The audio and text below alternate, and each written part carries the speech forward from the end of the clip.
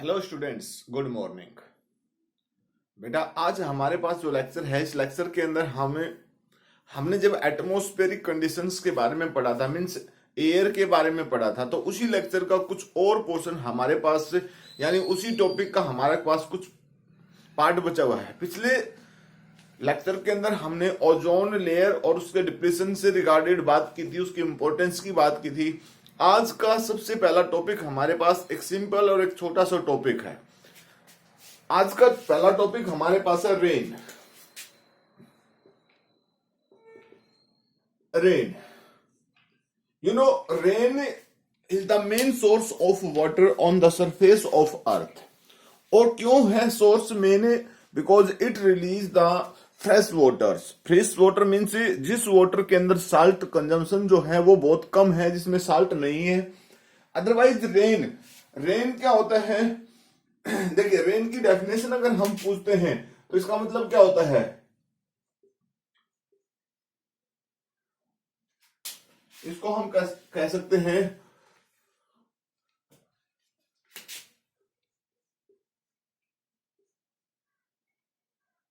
Dropping of water from A atmosphere, और atmosphere में कहा? From A clouds. ठीक है ना? एटमोस्फेयर में कहां पर? क्लाउड से। ठीक है। इन फॉर्म ऑफ वाटर ड्रॉपलेट्स। जब वाटर ऊपर से नीचे गिरता है, ड्रॉप होता है, यानी falling of water from the cloud से वाटर की गिरने की जो कंडीशन होती है, उसको हमें वाटर वेपर्स की फॉर्म्स में, जो वाटर ड्रॉपलेट की फॉर्म्स में गिरता है, उसको रेनिंग बोलते हैं। अब हमारे पास रेनिंग जो एक प्रोसेस है, इस प्रोसेस के तहत हम सिर्फ इस बात पे जोर देंगे कि रेन पॉसिबल कैसे होती है, रेन किस तरीके से होती है रेन। ठीक है, हम सिर्फ इसी पॉइंट्स को मेजर करेंगे और किसी पॉइंट्स को हम यहाँ पर स्पेशली फोर्स नहीं देंगे। आपको पता लगेगा कि रेन कैसे काम करती है। नॉर्मली कि ये जो है सरफेस है वो अर्थ की, और ये कोई वाटर बॉडी है, कोई भी प्लांट्स वगैरह, एनिमल्स वगैरह प्रेजेंट है। ठीक है, यहां पर कोई प्लांट है, ये कोई प्लांट है बेटा, ठीक है ना? इस तरीके से कोई प्लांट यहां पर है, इस तरीके से। ठीक है, यहां पर वाटर बॉडी है, यहां पर एक वाटर बॉडी है। ठीक है, और सपोज कीजिए यहां पर एक माउंटेन भी है।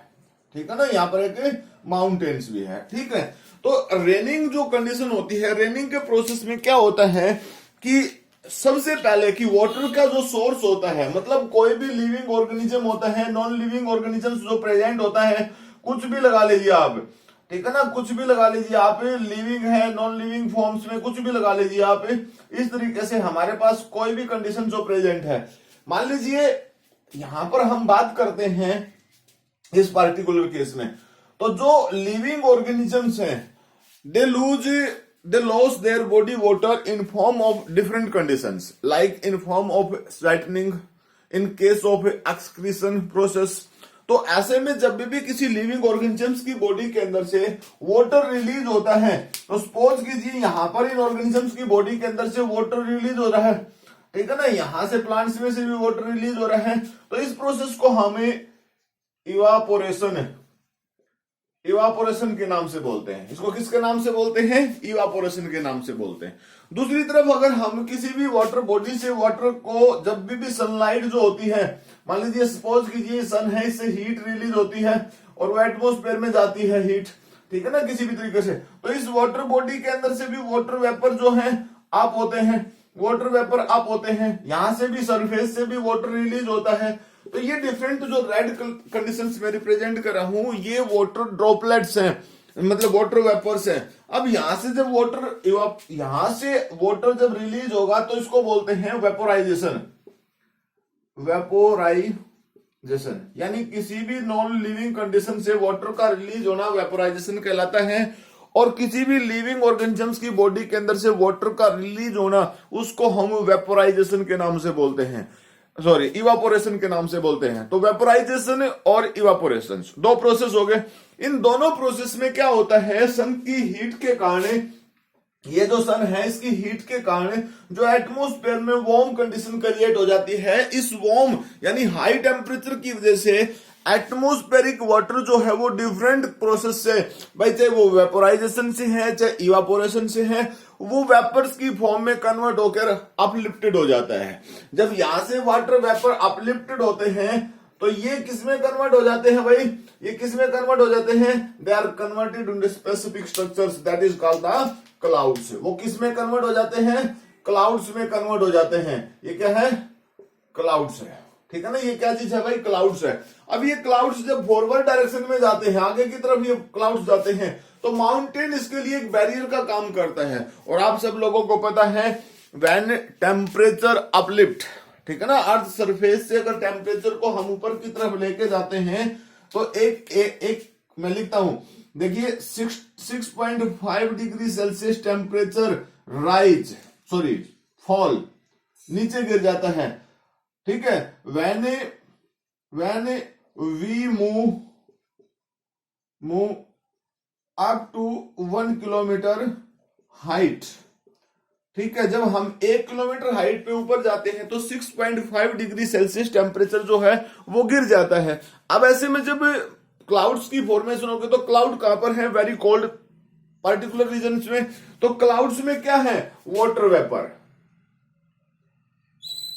वेपर्स, ठीक है ना, इसमें क्या है, वेपर्स है। तो जब भी ये कोल्ड कंडीशन से पास होंगे तो मीन्स ये जो कंडीशन है, मीन्स जो ये क्लाउड्स हैं दे आर कंडेंस, ठीक है ना, ये क्या शो करेंगे, वेपर्स आर कंडेंस। इस सिचुएशन में क्या होगा, वेपर्स आर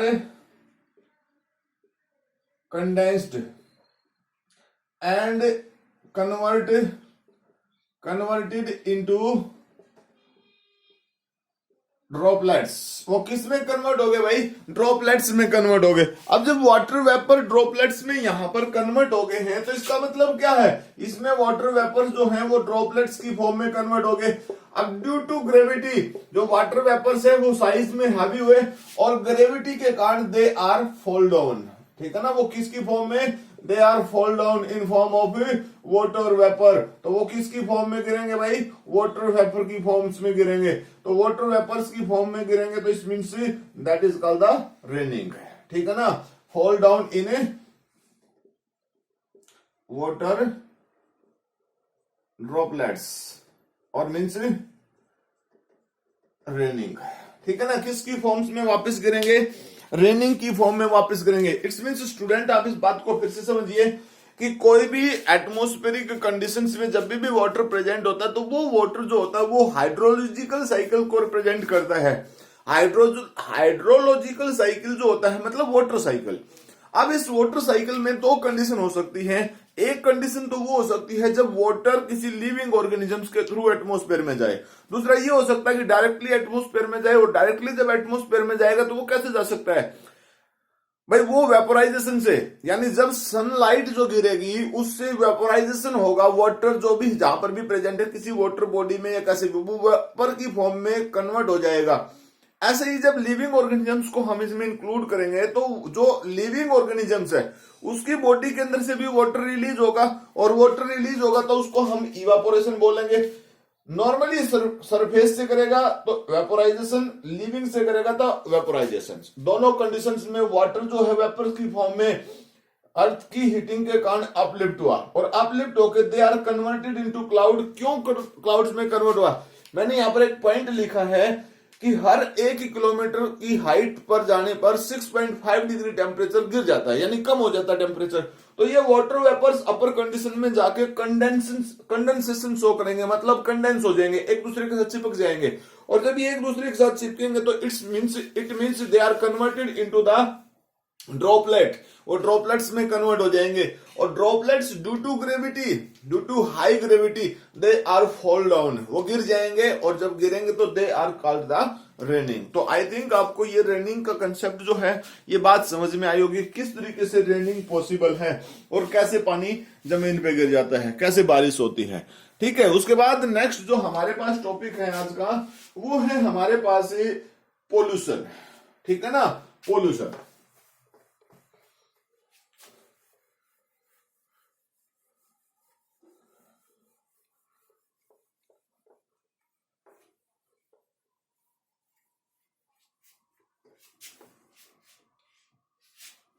सेकंड हमारे पास है पोल्यूशन।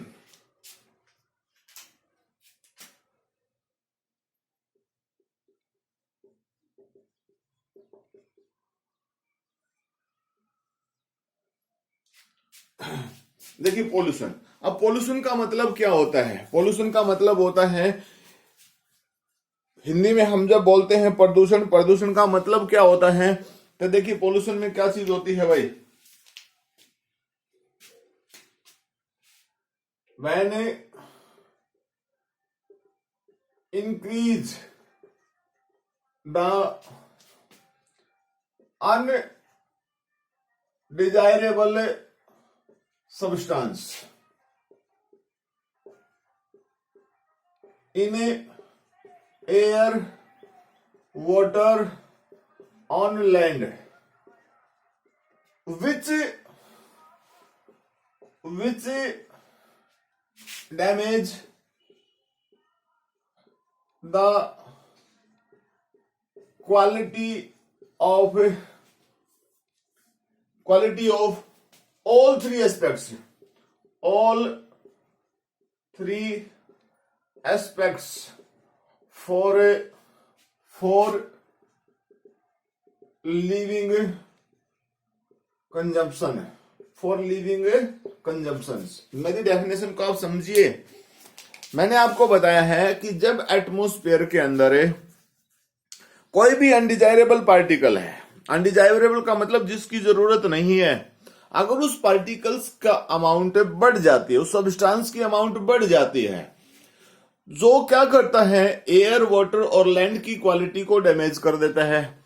कैसे डैमेज करता है? इस तरीके से डैमेज करता है ताकि लिविंग ऑर्गेनिज्म उसका यूज ना कर सके। ठीक है ना? अब कोई भी कंडीशन है, यानी वाटर के अंदर अगर साल्ट बढ़ जाते हैं, वाटर के अंदर अगर डर्ट्स बढ़ जाते हैं, तो it's means that is called the water pollution. अगर मान लीजिए एयर के अंदर स्मोक है, ये डस्ट पार्टिकल्स, वाटर वेपर वगैरह इंक्रीज हो जाते हैं, तो इट्स मीन्स एयर पोल्यूशन है। ऑन लैंड, लैंड के ऊपर undesirable conditions like that plastic, मान लीजिए प्लास्टिक है, सिरेमिक सब्सटेंस प्रेजेंट है, वो सब की अमाउंट अगर इंप्रूव हो जाती है यानी बढ़ जाती है, तो उस कंडीशंस को हम किसके नाम से बोलते हैं? लैंड पोल्यूशन के नाम से बोलते हैं। तो अगर मान लीजिए एनवायरमेंट में किसी भी तरीके से कोई भी अनडिजायरेबल कंडीशन इंप्रूव बढ़ जाती है, इंप्रूव नहीं इंक्रीज हो जाती है, तो जिसके बेस के ऊपर हार्मफुल इफेक्ट पड़ता है ऑर्गेनिजम्स के ऊपर, उनकी वर्किंग के ऊपर, उनकी फंक्शनिंग जो होती है वो डैमेज होती है, तो ऐसी सिचुएशंस में हम इसको किसके नाम से बोलते हैं? That is called the pollutions. अब हमारे पास टाइप्स ऑफ पोल्यूशंस हैं। ठीक है, अब वैसे देखिए सिंपली अगर हम कॉज ऑफ पोल्यूशन की बात करते हैं, ठीक है, हमारे पास क्या है? Cause of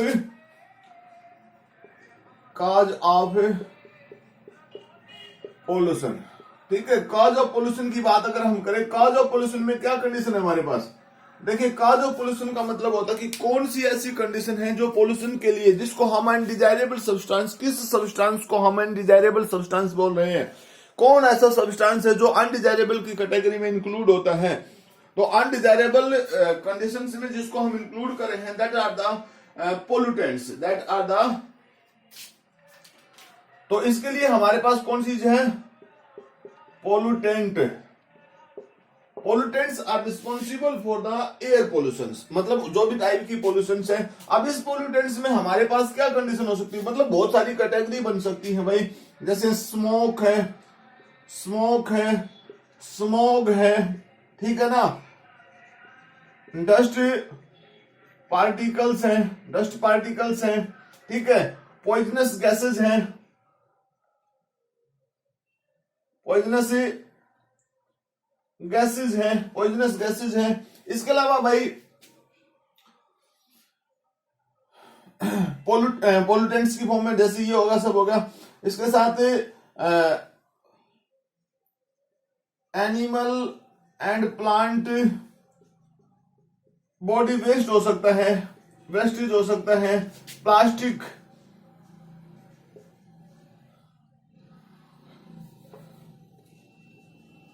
plastics, fertilisers etcetera. ठीक है, ये सब क्या है? पोल्यूटेंट्स का काम करते हैं, जो मतलब एटमॉस्फेयर को बहुत ही नुकसान पहुंचाने वाले पॉइंट्स होते हैं, पोल्यूटेंट्स का काम करते हैं। अब हमारे पास देखिए, अब ये सब जो पोल्यूटेंट्स हैं इनको हमें जब पोल्यूशन की टाइप्स के बारे में डिस्कशन करेंगे, जहां पर पोल्यूशन की डिफरेंट टाइप्स हमारे पास होंगी, एयर पोल्यूशन होगी, वाटर पोल्यूशन होगी, या भाई हम लैंड पोल्यूशन की बात कर सकते हैं, तो इन सभी पोल्यूशन के बेस के ऊपर हम इनकी एक्सप्लेनेशन देंगे। सबसे पहले पॉइंट जो हमारे पास प्रेजेंट है, उस पॉइंट्स में आप देखिए कि सबसे पहले टाइप्स ऑफ पोल्यूशन की बात करते हैं। टाइप्स ऑफ पोल्यूशन,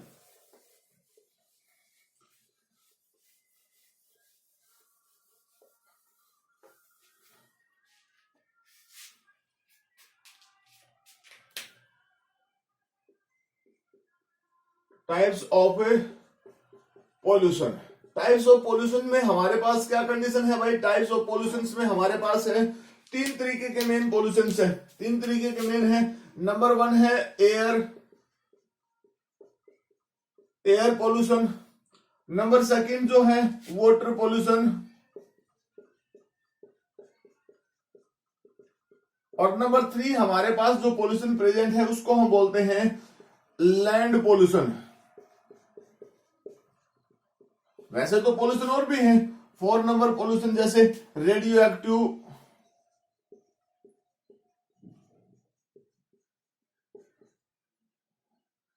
पोल्यूशन, ठीक है। इसके अलावा हमारे पास और पोल्यूशन कौन सा है? इसके अलावा हमारे पास और पोल्यूशन है भाई, जैसे ये साउंड पोल्यूशन, साउंड पोल्यूशन, ठीक है। ये एयर पोल्यूशन जो होता है ये किसके कारण होता है? Due to damage in quality of air. ये किसके कारण होता है?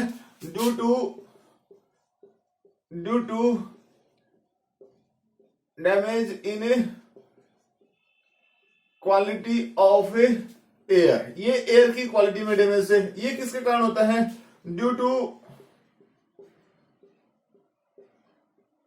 Damage in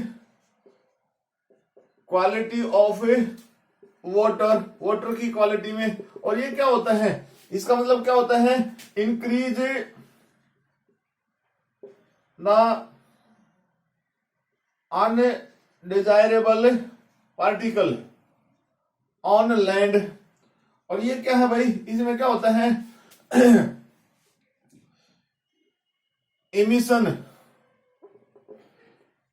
emission of harmful radiation in environment। जो हार्मफुल रेडिएशन है वो एनवायरमेंट में इमिटेड होती है, उनके कारण जो पोल्यूशन होता है उसको हमें एक तरीके से रेडियो एक्टिव पोल्यूशन के नाम से बोलते हैं, जैसे न्यूक्लियर रिएक्टर वगैरह है। और साउंड पोल्यूशन का मतलब क्या होता है? It means increase the sound volume in atmosphere which damage the eardrum and peace of organism। देखिए इतना आसान नहीं है साउंड पोल्यूशन की, आपको लगता है बहुत आसान सी चीज है, नहीं, ये बहुत तरीके से साइंटिफिक तरीके से ऑर्गेनिजम्स की बॉडी को डैमेज करता है, ठीक है। तो हमारे पास जो ये टाइप्स ऑफ पोल्यूशंस हैं, इन सभी पोल्यूशंस के मतलब इन पोल्यूशंस में से हमारे पास हमारे सिलेबस के अंदर जो पोल्यूशंस प्रेजेंट है उसमें से ये 3 पोल्यूशन हमारे पास प्रेजेंट है, जिसमें हमारे पास ये तीनों पोल्यूशंस। तो इन पोल्यूशंस में से एयर पोल्यूशन जो हमारे पास टॉपिक है, इसको हम कल जो अपना लेक्चर लेंगे उस लेक्चर के अंदर हम इसको एक्सप्लेन करेंगे। अभी अगर हम इसको टच करेंगे तो ये लंबा प्रोसेस हो जाएगा और प्रॉब्लम क्रिएट करेगा। तो आज का जो हमारा लेक्चर है स्टूडेंट, उस लेक्चर के अंदर इस लेक्चर के अंदर हमने आप लोगों को रेनिंग के बारे में बताया है और just introductory part of the pollution के बारे में बताया है। रेनिंग का प्रोसेस जो भी होता है जिसके केस में कि वाटर वेपर्स जो 2 कंडीशंस को फॉलो करते हैं, या तो इवापोरेशन को या वेपोराइजेशन को, जिसके बेस के ऊपर they are converted into the clouds by the process of the condensation, ठीक है। क्लाउड्स की फॉर्म में कन्वर्ट होते हैं, कंडेंसेशन का प्रोसेस वो परफॉर्म करते हैं। और उसी कंडेंसेशन के प्रोसेस में जब वो माउंटेन से टकराते हैं, क्लाउड से, due to gravity they are fall down, gravity के कारण से वो गिर जाते हैं। इसके साथ साथ स्नोफॉल भी होता है, ठीक है ना। हेल मतलब ओले जो गिरते हैं वो कैसे गिरते हैं, अगर हम जो वेपर्स जो होते हैं, क्लाउड्स जो होते हैं, अगर वो किसी पार्टिकुलर वेरी कोल्ड रीजन से पास होते हैं तो जो वाटर ड्रॉपलेट हैं they are converted fastly into the cube of ice, ठीक है ना। तो वो जो वाटर ड्रॉपलेट हैं जो रेनिंग की फॉर्म्स में गिरने थे वो कन्वर्ट हो जाते हैं, किसके फॉर्म्स में कन्वर्ट हो जाते हैं, आइस क्यूब्स में कन्वर्ट हो जाते हैं। ड्यू टू ग्रेविटी दे और फॉल डाउन, जब ग्रेविटी का इफेक्ट होता है तो वो गिर जाते हैं, नीचे गिरते हैं।